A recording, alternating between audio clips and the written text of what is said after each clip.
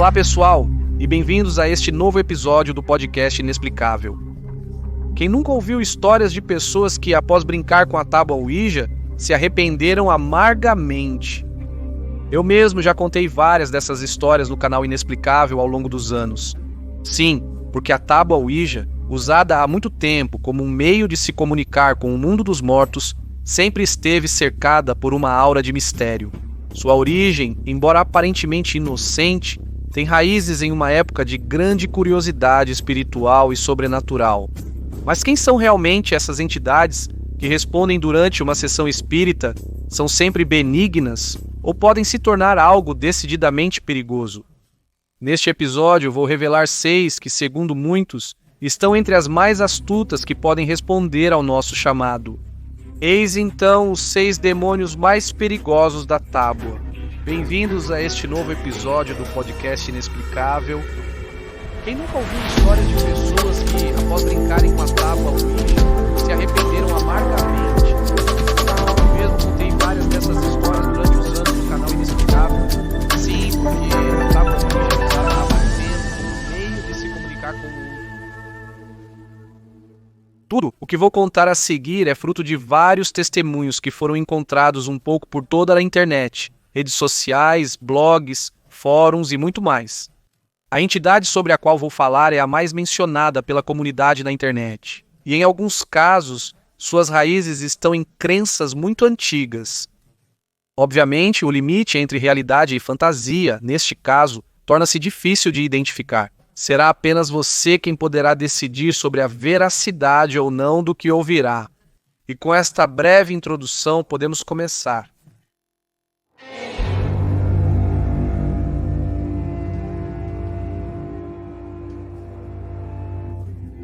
Zozo, se você me segue há muito tempo, este nome deve ser familiar para você.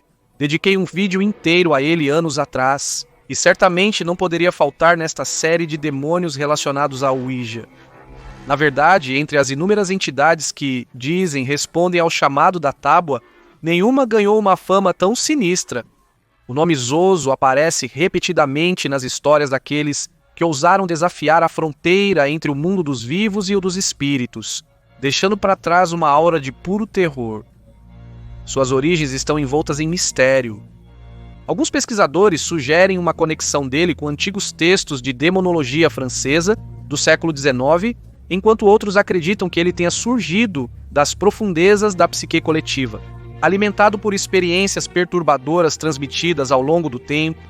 Seja qual for a sua origem, uma coisa é certa: quem quer que o tenha encontrado viveu uma experiência de pesadelo.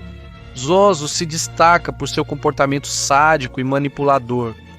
Frequentemente se manifesta movendo o ponteiro do Ouija com extrema velocidade entre as letras Z e O, com um ritmo hipnótico e obsessivo. Suas respostas são ambíguas, muitas vezes mentiras ou até mesmo ameaças perturbadoras. Não é raro que ele se finja de entidade benigna no início, apenas para revelar sua natureza malévola quando a vítima já está presa na comunicação.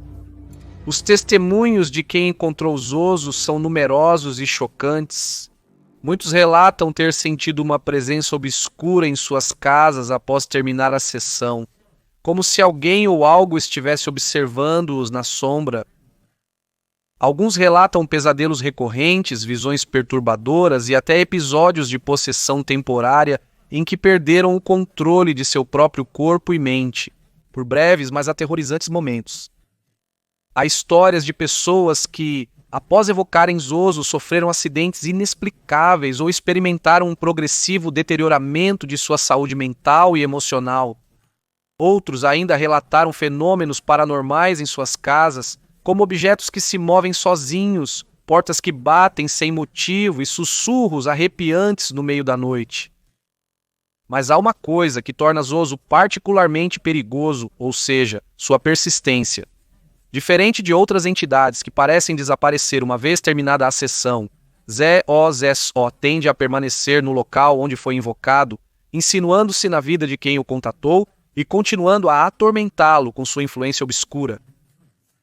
Portanto, o conselho dos especialistas em ocultismo é mais do que claro. Se durante uma sessão o ponteiro começar a se mover entre as letras Z e O, O que deve ser feito é interromper imediatamente a comunicação e encerrar o ritual o mais rápido possível. Pelo que se diz, ZOZO não é uma entidade com a qual se pode brincar, muito menos desafiar. Seu objetivo nunca será responder às suas perguntas, mas sim subjugar você, assustá-lo e, em alguns casos, destruir as mentes mais fracas. Invocar Zoso significa brincar com fogo. E como muitas vezes acontece, há o risco de se queimar. Mama, o engano materno.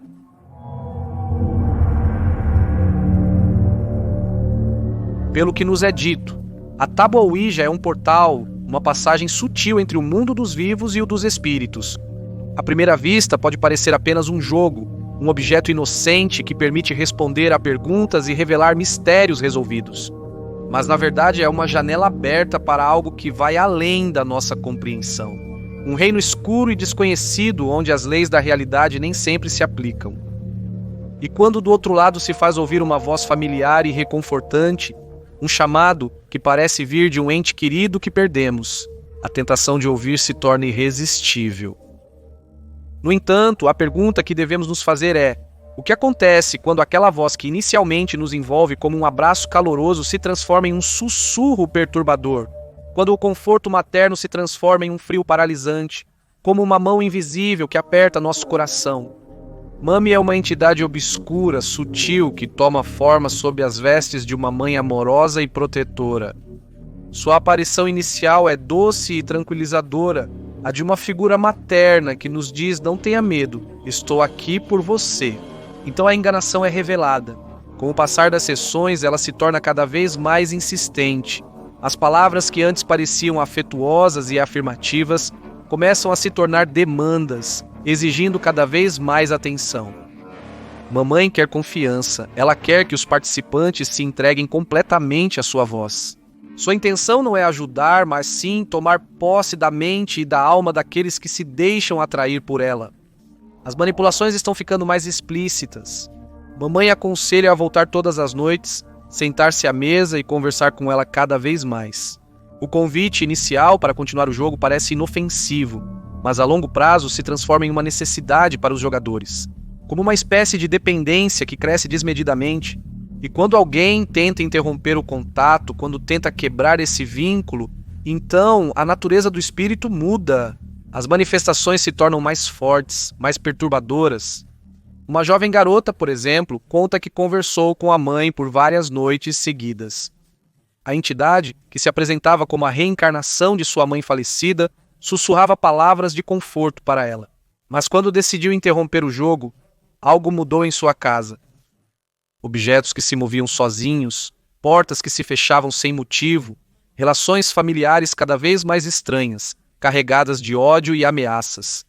E então os sussurros, a voz da mãe que se tornava cada vez mais próxima, chegando ao ponto de sussurrar: "Mamãe está aqui, bem ao lado do seu ouvido."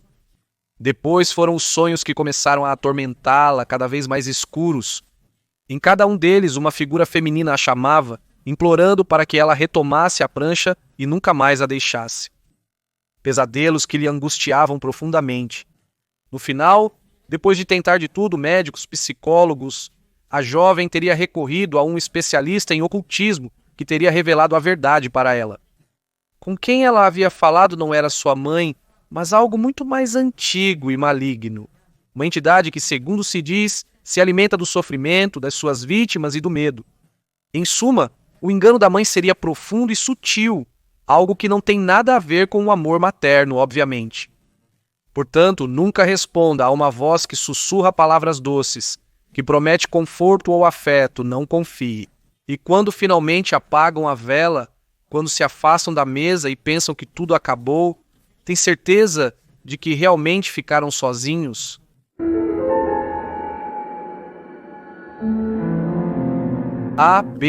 Abacus, o espírito brincalhão.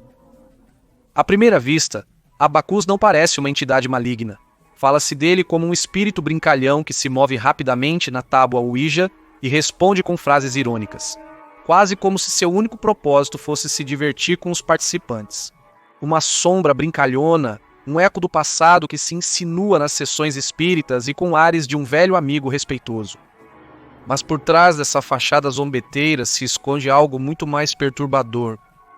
Sim, porque o maior erro que se pode cometer ao lidar com Abacus é ignorá-lo. Existem inúmeros testemunhos de pessoas que cometeram o erro de não levar a sério na internet, zombando dele ou interrompendo a sessão sem a sua permissão. E logo o divertimento deles se transformou em puro terror. Objetos que se movem sozinhos, portas que batem violentamente no meio da noite, sussurros imperceptíveis vindos de quartos vazios. E então há a risada, uma risada fria, distorcida, carregada de uma ironia sombria e maligna. Um som que parece se enraizar diretamente na mente, trazendo consigo uma mensagem sinistra. Vocês realmente pensaram que se livrariam de mim tão facilmente, certo? Em uma postagem no Reddit, um grupo de amigos conta que evocou Abacus durante uma noite de risos e curiosidade. No início, o jogo parecia inofensivo. O ponteiro deslizava sobre a mesa com movimentos frenéticos, formando respostas sarcásticas que faziam todos rirem. Mas quando tentaram encerrar o contato, tudo mudou. Primeiro a mesa começou a vibrar. O ponteiro se moveu sozinho, indicando letras desconexas como uma mensagem incompreensível escrita por mãos febris. Depois o lustre começou a oscilar, primeiro lentamente, depois com cada vez mais intensidade. E finalmente a queda de energia. O quarto afundou na escuridão, engolido por um silêncio irreal. Quando a luz voltou, no espelho embaçado do quarto, apareceu uma escrita traçada com dedos invisíveis. Vamos brincar novamente. Abacus, portanto, não é apenas um espírito brincalhão. É como uma criança caprichosa que ama jogos, mas os transforma em pesadelos. Se alguém ousa desafiá-lo, é uma presença que se alimenta da atenção e do terror, porque quem quer que pense que pode dispensá-lo com suficiência, aprenderá uma lição muito em breve. Abacus não esquece, não perdoa. B.A. é ele o Senhor da Noite. Entre as entidades mais perturbadoras que se dizem capazes de se manifestar durante uma sessão com a tábua Ouija, Baal ocupa um lugar de destaque absoluto. Na demonologia clássica, ele é descrito como um dos demônios supremos do inferno, uma entidade temida e respeitada nos grimórios medievais. O seu nome aparece na Pequena Chave de Salomão, um antigo manuscrito esotérico que lista e descreve vários espíritos infernais. Baal é frequentemente identificado como um poderoso soberano demoníaco, capaz de assumir diversas formas para enganar e intimidar aqueles que tentam evocá-lo. Alguns livros o retratam com 3 cabeças, uma de homem, uma de sapo e uma de gato. Um aspecto bizarro e assustador que simboliza sua natureza mutável e enganosa. Mas o que acontece quando o nome dele aparece na tábua? Bem, vamos ver isso juntos. Os relatos de quem teve a coragem de evocar Baal descrevem experiências no limite da compreensão humana. Sua presença se manifesta frequentemente com uma linguagem autoritária, quase imperativa. Diferentemente de outras entidades que se limitam a responder às perguntas dos participantes, Ben parece dar verdadeiras ordens. Alguns relatam ter recebido instruções enigmáticas dele, muitas vezes perturbadoras, como apagar todas as luzes da casa, escrever certos símbolos nas paredes ou recitar frases em línguas desconhecidas. Além de sua forma de se comunicar, há sinais que frequentemente acompanham sua aparição. Um dos mais recorrentes é um intenso odor de enxofre, uma característica comum nas manifestações demoníacas, segundo a tradição esotérica. Esse odor, descrito como acre e sufocante, pode persistir mesmo após o encerramento da sessão. Os efeitos colaterais podem realmente ser assustadores. Um dos mais comuns, a paralisia do sono. Após participarem de uma sessão onde Baal seria invocado, vários testemunhos relataram que se encontraram completamente imobilizados em suas camas, no meio da noite, com a sensação de estarem sendo observados por uma figura sombria, uma sombra que se destacava aos pés de suas camas com uma aparência ameaçadora. E então haveria os pesadelos. Sonhos terríveis onde o demônio não costuma falar, mas irradia uma aura de terror palpável, uma angústia opressiva, capaz de te perseguir mesmo após o despertar. Se as histórias sobre Bell são fruto de sugestão ou testemunhos autênticos, é difícil saber com certeza. No entanto, muitos especialistas em ocultismo alertam contra o uso da tábua para evocar presenças desse tipo. Não são simples projeções da mente humana, mas talvez reais e perigosas. E como se sabe, uma vez aberta uma porta para o desconhecido, quem pode dizer o que poderia atravessá-la?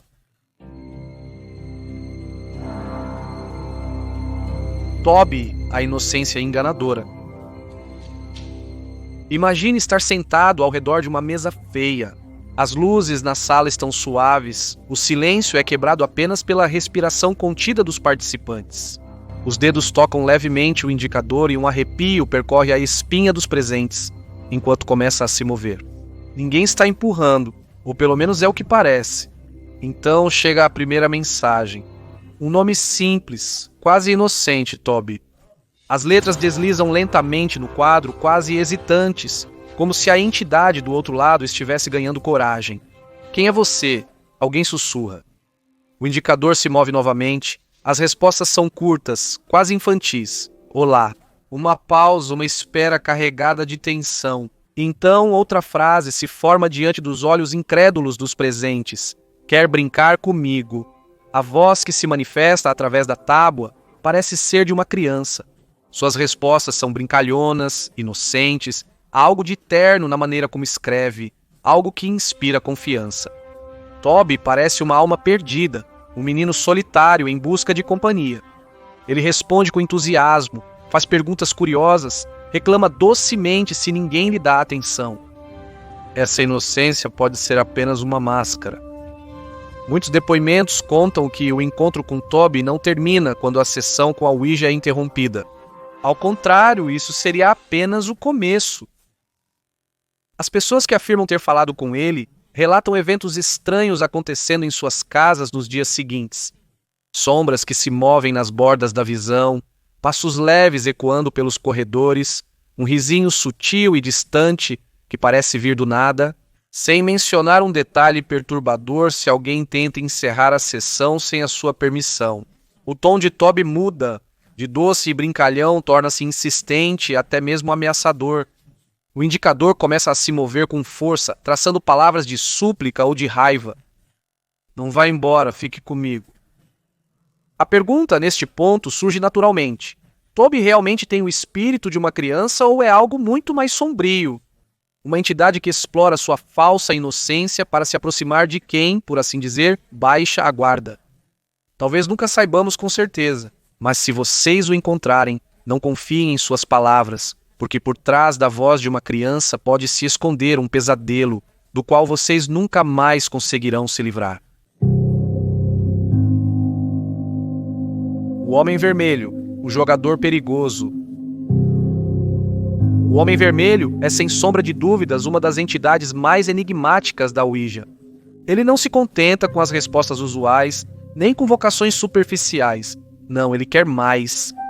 É definido como um ser cruel, impiedoso, que traz consigo um desafio insustentável. Um jogo sem saída, o das escolhas, onde cada decisão é uma armadilha em que a vítima está destinada a perder. Pelo que se diz, essa entidade nunca irrompe com violência física ou ruídos estridentes, mas com uma calma glacial, capaz de perturbar todos os presentes. Sua voz não é ouvida, mas suas perguntas chegam como um golpe seco, letra por letra. Na mesa, Ouija. Cada palavra é ponderada, cada letra cai com uma precisão perturbadora. No entanto, o que torna este jogo perturbador é o fato de que nunca existe uma resposta certa. Imagine estar sentado ao redor da mesa, seus companheiros de jogo, igualmente tensos e silenciosos. Os dedos, quase sem querer, tocam um indicador que de repente começa a se mover. A temperatura na sala cai drasticamente e uma inscrição aparece com a simplicidade de uma condenação Homem Vermelho. O coração salta na garganta e uma sensação crescente de desconforto te invade. Quando você tenta parar a sessão, quando tenta se afastar dessa entidade, uma nova pergunta aparece com uma lentidão perturbadora. Você quer perder o que ama ou esquecer quem você é? As palavras são uma sentença, uma armadilha psicológica. Não há escolha que possa parecer certa. Cada opção é devastadora.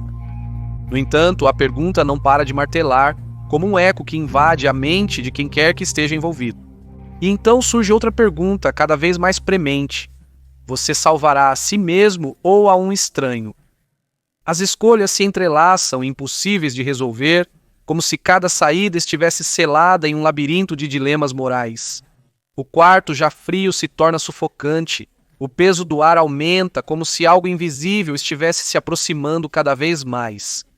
Muitos relatam ter ouvido uma respiração fraca e profunda atrás deles, como se a entidade estivesse observando cada movimento deles, aguardando a resposta. Em alguns casos, o indicador se move sozinho, forçando os participantes a responder como se a entidade quisesse forçá-los a escolher entre suas macabras opções. Mas o verdadeiro horror se desencadeia durante a noite. É nos sonhos que The Redman deixa sua marca não apenas metafórica, mas física. Muitos testemunhos relatam pesadelos perturbadores após encontrar a entidade. Em seus sonhos, eles sempre se deparam com um homem vestido de vermelho, o rosto indistinto, desfocado. Suas perguntas ecoam obsessivamente na mente, como se a entidade não estivesse mais restrita à tábua Ouija. A fronteira entre o mundo dos sonhos e a realidade parece se dissolver, deixando qualquer um que tenha tido a coragem ou a loucura de enfrentá-lo sem paz. Alguns relatam ter acordado com marcas vermelhas nas mãos, como se tivessem escrito durante o sono, em um ato de submissão involuntária. Há quem acredite que The Redman não seja apenas uma entidade ligada ao mundo dos espíritos, mas uma força primordial que se alimenta da incerteza, do medo e, acima de tudo, do tormento psicológico. Não é um simples espírito, é uma entidade que vive das escolhas feitas por quem cruza seu caminho. E não importa o que você escolherá, o que importa, o mais importante é que você deve escolher. E uma vez que você faça isso, algo em você muda para sempre, você não será mais a mesma pessoa.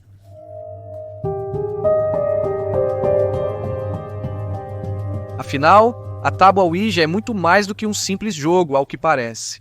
Há mais de um século fascina, inquieta e divide a opinião pública. Para alguns, é apenas um pedaço de papelão plástico, um passatempo inofensivo. Para outros, é uma porta para o desconhecido, uma passagem que nem sempre pode ser fechada. Mas depois de tudo o que você ouviu hoje, você jogaria com a Ouija?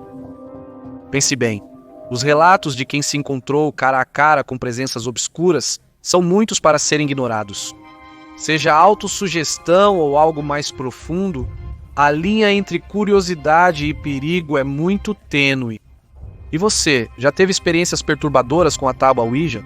Ou conhece alguém que teve? Conte-me nos comentários ou escreva para mim nas mensagens do podcast. Quem sabe você pode ser o protagonista de um futuro episódio. Se você gostou deste episódio, deixe um like, inscreva-se no canal no YouTube, siga-o na sua plataforma de podcast favorita ou compartilhe com seus amigos. Um abraço e até o próximo encontro com o inexplicável.